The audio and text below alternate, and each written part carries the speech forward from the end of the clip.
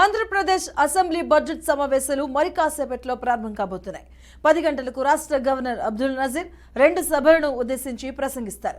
ఇక తర్వాత నేటికి సభ వాయిదా పడుతుంది. ఆ తర్వాత అసెంబ్లీ శాసన మండలి బీఏసీ సమావేశాలు జరుగుతాయి. బడ్జెట్ సమావేశాల్లో ఏ అంశాలపై చర్చిస్తారు అనే అంశాలు ఎజెండాను ఈ సమావేశాల్లో నిర్ణయిస్తారు. ఇక ఈ నెల 7వ తేదీన ప్రభుత్వం బడ్జెట్ ప్రవేశపెట్టనుంది. ఇక అదే రోజు ఉదయం 8 గంటలకు కేబినెట్ సమావేశం జరుగుతుంది. అందులో ఆర్థిక మంత్రి బుగ్గన రాజేంద్రనాథ్ రూపొందించిన బడ్జెట్ ని ఆమోదిస్తారు. ఇక ఆ తర్వాత బడ్జెట్ ని అసెంబ్లీలో ప్రవేశపెడతారు. 8వ తేదీ వరకు అసెంబ్లీ సమావేశాలు జరిగే అవకాశం కూడా ఉంది. ఇక కేంద్ర తరహాలోని ఏపీ ప్రభుత్వం కూడా ఈసారి ప్రవేశపెట్టేది మధ్యంతర బడ్జెటే. ఇక అందువల్ల ఇందులో కొత్త పథకాలు ఏవి ఉండవు. ఉన్న పథకాల కొనసాగింపు, జూలై వరకు అవసరమయ్యే నిర్వహణ వ్యయాలపై ఈ బడ్జెట్ ఉంటుంది. రైట్, ఇక నేటి నుంచి ఏపీ అసెంబ్లీ బడ్జెట్ సమావేశాలు అయితే ప్రారంభం కాబోతున్నాయి. ఉదయం 10 గంటలకు రాష్ట్ర గవర్నర్ అబ్దుల్ నజీర్ 2 సభలను ఉద్దేశించి అయితే ప్రసంగించడం జరుగుతుంది. దీనికి సంబంధించిన పూర్తి డీటెయిల్స్ మా కరెస్పాండెంట్ శ్రీనివాస్ లైవ్ ద్వారా అందిస్తారు. Over to Srinivas.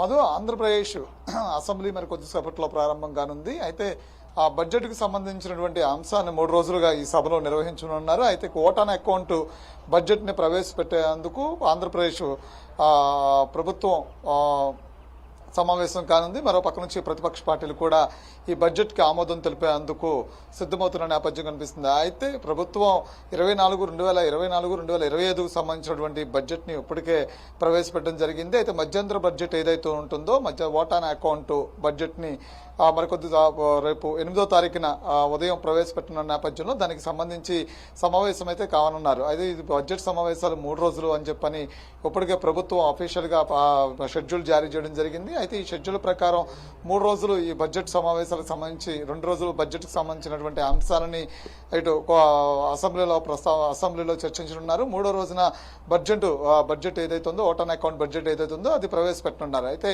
ఆ బడ్జెట్కి సంబంధించినటువంటి అంశాలు ఏవైతే ఉన్నాయో ఇది మొదటగా గవర్నరు ప్రసంగంతో పాటు అసెంబ్లీ మొదటి సెషన్ ప్రారంభం కానుంది. అయితే తర్వాత బీఏసీ సమావేశం ఉంటుంది. బీఏసీ సమావేశం తర్వాత ఎన్ని రోజులు ఈ సమావేశాలు నిర్వహించాలి అంటే ప్రభుత్వం ఇప్పటికే జారీ చేసినటువంటి షెడ్యూల్ ప్రకారం 3 రోజులే ఈ సమావేశాలు నిర్వహించాలా, లేదు అంటే కనుక బడ్జెట్ని ఓటాన్ అకౌంట్ బడ్జెట్ని 7వ తారీఖున పెట్టాలా, లేదంటే లాస్ట్ రోజు అయినటువంటి 8వ తారీఖున పెట్టాలా, లేదంటే కనుక ఈ బడ్జెట్ని సమావేశాలు పొడిగించేటువంటి అవకాశం ఉంటుందా, పరిస్థితులను బట్టి ఎలా ముందుకెళ్ళబోతున్నాం ఏంటనే దాని మీద బీఏసీ సమావేశంలో ముందుగా చర్చ జరుగుతుంది. ఆ చర్చ అనంతరం కూడా బడ్జెట్కు సంబంధించినటువంటి ఏదైతే గవర్నర్ ప్రసంగం ఉంటుందో గవర్నర్ ప్రసంగం ముగిసిన తర్వాత అసెంబ్లీ హాల్లో ఈ సమావేశ మందిరంలో అందరూ కూడా చర్చ జరుగుతుంది. ఆ తర్వాత రేపొద్దున గవర్నర్ ప్రసంగం ఏదైతుందో దాని మీద ఉత్తర ప్రత్యుత్తరాలు కావచ్చు, అదేవిధంగా గవర్నర్ ప్రసంగం మీద అభినందన తెలిపేటువంటి కార్యక్రమం ఉంటుంది. 8వ తారీఖు మాత్రం ఓటాన్ అకౌంట్ సంబంధించిన బడ్జెట్ని ప్రవేశపెడతారు. అయితే ప్రభుత్వం ఏర్పడిన తర్వాత 5 ఏళ్లకు సంబంధించినటువంటి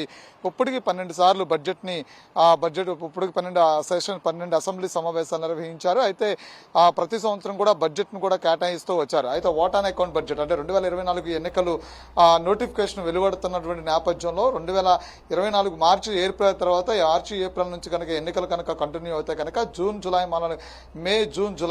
జూన్ వరకు కూడా బడ్జెట్ని అంటే ప్రభుత్వం నిర్వహించేటువంటి ఏదైతే కార్యక్రమాలు ఉన్నాయో అంటే ప్రభుత్వం పెట్టినటువంటి సంక్షేమ పథకాలు కావచ్చు, ఇతర ప్రభుత్వ నిర్వహణకు కావాల్సినటువంటి అయ్యేటువంటి ఖర్చులకు సంబంధించినటువంటి అంశాలు కావచ్చు, ఇవన్నింటినీ కూడా బడ్జెట్ రూపంలో ఆ బడ్జెట్లో నుంచి అంటే కొత్త ప్రభుత్వం ఏర్పడేంత వరకు కూడా ఈ ఓటాన్ అకౌంట్ బడ్జెట్ని ప్రభుత్వం వాడుకోవడానికి జరుగుతుంది. అయితే కొత్తగా తర్వాత ప్రభుత్వం మారవచ్చు, లేదంటే ఇదే ప్రభుత్వం కంటిన్యూ అవ్వచ్చు, ఆ పరిస్థితులు చెప్పలేం కాబట్టి అయితే అప్పుడు ప్రభుత్వం వచ్చేందుకు వాళ్ళకి అనుకూలంగా ఉండేందుకు అంటే జూన్ వరకు కూడా అనుకూలం ఉండేందుకు ఓటాన్ అకౌంట్ బడ్జెట్ని పెడతారు. అయితే దీనికి ఉభయ సభలో 2 అటు ప్రతిపక్షము అధికార ప్రభుత్వం ఇద్దరు కూడా కలిసి ఈ బడ్జెట్ని ప్రవేశపెడుతుంటారు. అయితే ఈ బడ్జెట్లో మాత్రం ఏదైనా మార్పులు చేర్పులు చేయాల్సి వచ్చినటువంటి అది కొత్తగా వచ్చేటువంటి ఏదైతే ఇప్పుడు సంక్షేమ పథకాలు ఏవైతే ఉంటాయో వాటికి సంబంధించినటువంటి అంటే ఇప్పుడు ఉన్నటువంటి ప్రభుత్వ నిర్వహణకు సంబంధించినటువంటి ఖర్చులు ఇప్పుడు ప్రభుత్వం ఇస్తున్నటువంటి ప్రభుత్వ సంక్షేమ పథకాలకు సంబంధించినటువంటి తప్ప కొత్తగా వాటికి మాత్రం ఇక్కడ అవకాశం ఉండదు. అంటే కొత్తగా ఎవరైనా సంక్షేమ పథకాలని ఇస్తామంటానికి కానీ లేదంటే కొత్తగా అప్లై చేసిన సంక్షేమ పథకాలు ఓటాన్ అకౌంట్ బడ్జెట్లో